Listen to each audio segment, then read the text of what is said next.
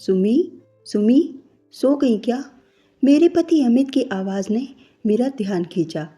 नहीं तो बस आंख लगने ही वाली थी। क्या हुआ? कुछ चाहिए क्या? मैंने अमित से पूछा।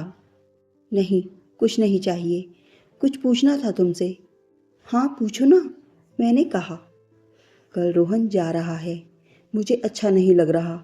तुम उसको रुकने को क्यों नहीं कहती? इन सब के बिना ये घर कितना सूना हो जाएगा। वो जैसा चाहता है वैसा कर देते हैं ना। उसको ये घर अपने नाम पर चाहिए तो क्यों नहीं करने दे रही तुम? क्या रह पाओगी तुम सबके बिना? बोलो ना सुमी। सो जाओ अमित, हम पहले भी इस बारे में बात कर चुके हैं। कल बात करते हैं, अब सो जाओ। इतना कहकर मैं दूसरी ओर करवट बदलकर सोने का नाटक करने लगी। अमित भी एक गहरी सांस लेकर दूसरी ओर मुंह करके सोने का नाटक करने लगे। हम दोनों ही जानते थे कि हम सो नहीं रहे हैं, पर इस नाटक में ही भलाई थी। हम दोनों की आंखों में ही नींद का नामो निशान नहीं था। कल हमारा इकलौता बेटा रोहन अपनी पत्नी चारू और बेटे को लेकर अपने फ्लैट में शिफ्ट होने जा रहा था। 2 महीने से चल रहे झगड़े को कल एक विराम लगने वाला था। हम दोनों इस घर में अकेले रहने वाले थे। हमेशा मैंने सबकी जिद के आगे घुटने टेके थे, पर इस बार मेरी जिद के आगे सबको झुकना पड़ा था। रोहन हमारा इकलौता बेटा है। अमित की ही जिद थी कि हम सिर्फ एक ही बच्चा करेंगे और उसको ही पढ़ा लिखा कर काबिल बनाएंगे। अमित कॉलेज में प्रोफेसर थे और मैं हाउसवाइफ। अमित को नौकरी वाली पत्नी नहीं चाहिए थी। हालांकि उनको बहुत पढ़ी लिखी लड़कियों के रिश्ते आए, पर इन्हें एक घरेलू लड़की से ही शादी करनी थी। ये इनकी जिद थी कि शादी करनी है तो बस एक कम पढ़ी लिखी घरेलू लड़की से। और गांव के स्कूल में पढ़ी सुमेधा यानी मैं अमित की पत्नी बनकर घर आ गई। मैं एक साधारण घर से आई साधारण सी लड़की थी। मेरे पिताजी एक सरकारी दफ्तर में क्लर्क थे और माँ घर में रहती थी। हम 3 भाई बहन थे। मैं सरकारी स्कूल से 12वीं तक पढ़ी थी और मेरे दोनों छोटे भाई भी सरकारी स्कूल में ही पढ़ रहे थे। अमित के घर में बस अमित के माता पिता थे। अमित की माताजी स्कूल से प्रिंसिपल के पद से रिटायर हुई थी और पिताजी भी कॉलेज से सीनियर प्रोफेसर के पद से रिटायर हुए थे। अमित की एक बड़ी बहन थी जिनकी एक अच्छे परिवार में शादी हुई थी। अच्छा संपन्न परिवार था जहाँ सभी सुख सुविधाएं थीं। एक पढ़ी लिखी फैमिली में एडजस्ट करने में शुरू शुरू में तो मुझे बहुत दिक्कतें हुईं, पर घर के काम में मैं बहुत अच्छी थी तो धीरे धीरे खुद को घर के हिसाब से ढाल ही लिया। सबकी पसंद नापसंद का ख्याल रखना, बस यही तो रही मेरी ज़िंदगी हमेशा। 2 साल बाद हमारा बेटा यानी रोहन पैदा हुआ। इतने सालों में घर में जब कोई बच्चा होता है तो वो सबका लाडला हो जाता है। इसी तरह रोहन हम सबका लाडला शुरू से ही रहा। माँ जी और बाबूजी भी उस पर जान छिड़कते थे और उसकी हर जिद पूरी करते थे। शुरू से ही उसको सबका प्यार और दुलार मिला। और फिर आया उसका स्कूल जाने का टाइम। इस बार फिर से अमित की जिद कि हम रोहन को हॉस्टल में भेजेंगे। अमित का कहना था कि यहाँ ज़रूरत से ज़्यादा सबके प्यार और दुलार के कारण रोहन के बिगड़ने का डर है। घर का इकलौता बेटा और वो भी बाहर पड़ेगा, ये सोच सोच कर हम बहुत रोते। पर अमित की जिद के आगे हमारी एक न चली। रोहन को घर से दूर देहरादून के एक हॉस्टल में पढ़ने भेज दिया गया। उस दिन रोहन और हम सब बहुत रोए, पर अमित तो जैसे पत्थर हो गए थे। हमारे आंसुओं का उन पर कोई असर नहीं हुआ। माँ बाबूजी भी उसको गले से लगाकर बहुत रोए, बहुत गिड़गिड़ाए, पर आखिरकार हम सबको अमित की जिद के आगे झुकना ही पड़ा। अपने पोते को याद करके माँ और बाबूजी बहुत रोते थे और वक्त के साथ वो भी हमको छोड़कर परलोक सिधार गए। वक्त गुजरता गया और रोहन की पढ़ाई पूरी हो गई और एक अच्छी विदेशी कंपनी में अच्छी पैकेज में उसको जॉब मिल गई।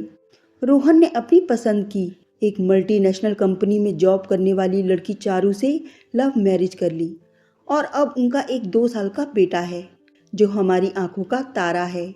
अमित को भी रिटायर हुए अब 3 साल हो गए हैं और इन सालों में मैंने कभी रोहन को अपने पापा के पास बैठे हुए नहीं देखा। वो हमेशा अपने पापा से खिंचा खिंचा सा रहता है, कभी आंख मिलाकर बात नहीं करता। घर में सब ठीक ही चल रहा था कि अचानक रोहन ने जिद पकड़ ली कि मुझे बिजनेस करना है और बिजनेस के लिए पैसे चाहिए। इसीलिए मुझे ये घर अपने नाम करवाना है ताकि मैं इस घर के एवज में लोन लेकर उस पैसे से अपना बिजनेस शुरू कर सकूं। घर में इतना टेंशन का माहौल कभी नहीं रहा था। अमित जो हमेशा बहुत ही स्ट्रांग रहे हैं, अब कुछ टूटे टूटे से रहने लगे थे। वो रोहन को तो कुछ नहीं कहते थे, पर मुझसे कहते कि मैं रोहन को समझाऊं। एक यही घर तो हमारे पास है जो हमारा अपना है। मैं रोहन को समझा समझा कर थक चुकी थी, पर वो अपनी जिद से टस से मस नहीं हो रहा था। अभी परसों रात की ही तो बात है, मैं रोहन के कमरे के आगे से गुजर रही थी। मैंने रोहन को चारू से बात करते हुए सुना और कुछ ऐसा सुना कि मेरा सर चकराने लगा। ऐसा लगा जैसे मेरे पैरों के नीचे से जमीन निकल गई हो। रोहन चारू से कह रहा था कि ये मेरा बाप मान क्यों नहीं रहा है। इस प्रॉपर्टी का अकेला वारिस हूं मैं, फिर इस घर पर सिर्फ और सिर्फ मेरा ही तो हक है।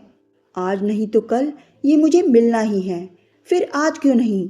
मेरे बाप ने भी तो अपने बाप से ये घर अपने नाम पर करवाया होगा, फिर इसको ये घर मेरे नाम पर करने में इतनी दिक्कत क्यों हो रही है।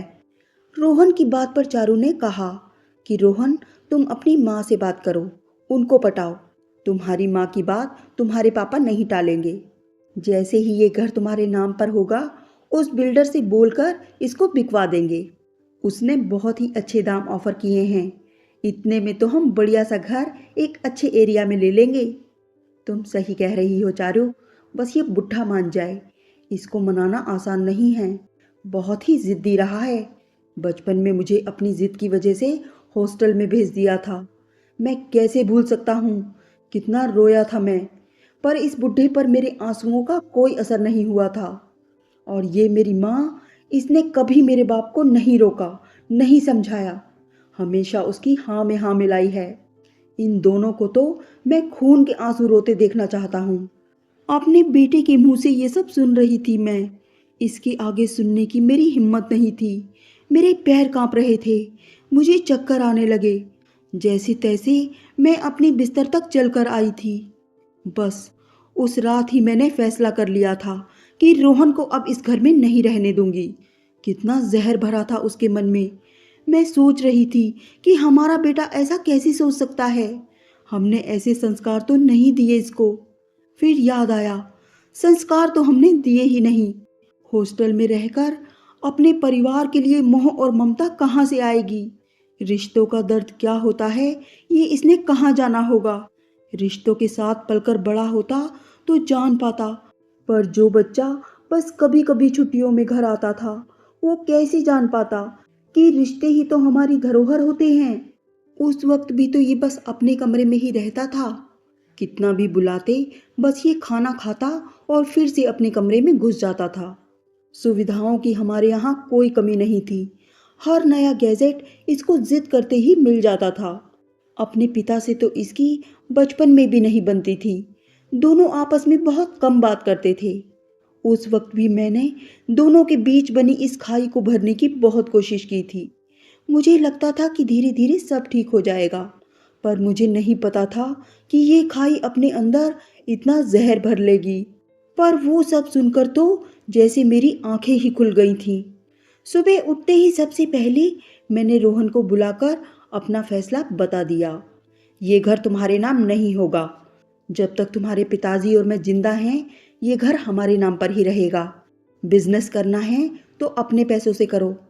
इतना ही नहीं, रोहन ने ईएमआई पर जो एमआईजी फ्लैट लिया था, मैंने उसको वहाँ शिफ्ट हो जाने के लिए बोल दिया। रोहन ने वजह पूछी, पर मैंने उसको कोई जवाब नहीं दिया। अमित मुझे समझाने की कोशिश करते रहे कि बैठकर बात करते हैं, कुछ ना कुछ हल निकल ही आएगा। पर मैंने आज पहली बार जिद पकड़ी थी और मुझे मेरे फैसले से आज कोई नहीं हटा सकता था। रोहन को मैंने 2 दिन में शिफ्ट हो जाने को बोल दिया। मेरी बहू चारू ने भी मुझसे बात करने की कोशिश की, पर मैंने उसको भी कुछ बोलने का मौका नहीं दिया। अमित मेरे अंदर ये बदलाव देखकर बहुत हैरान थे। सारी जिंदगी अमित की जिद ही तो चलती आई थी इस घर में। एक बच्चा, और वो भी घर से इतना दूर। कितना रोती थी मैं दिन रात रोहन को याद कर करके। पर अमित ने कभी मेरे जज्बातों की परवाह नहीं की। और रोहन, वो भी तो जब छुट्टियों में घर आता था, मैं कितना लाड़ लड़ाती थी। पर वो बस अपनी गैजेट्स की दुनिया में ही रहता। घर में जो भी होता वो सिर्फ और सिर्फ अमित की मर्जी का ही होता। मेरी मर्जी क्या है उससे अमित को कभी कोई मतलब नहीं होता था। और अब जब अमित रिटायर होकर घर में रहते हैं तो अपने पोते को खिलाने को कितना उत्सुक रहते हैं। उससे दूर होने का गम बर्दाश्त नहीं कर पा रहे हैं। कभी सोचा कि मैं अपने बेटे से कैसे दूर रही होंगी, माँ बाबूजी अपने पोते से कैसे दूर रह पाए होंगे, और हमारा बेटा रोहन अपनी माँ को किस बात की सज़ा देना चाह रहा है। और अब जब सज़ा मिलनी ही है तो सबको मिलनी चाहिए, अमित को भी, रोहन को भी और मुझे भी। हाँ, ये सज़ा मेरे लिए भी तो है, इतना सब कुछ चुपचाप झेलते रहने की सज़ा।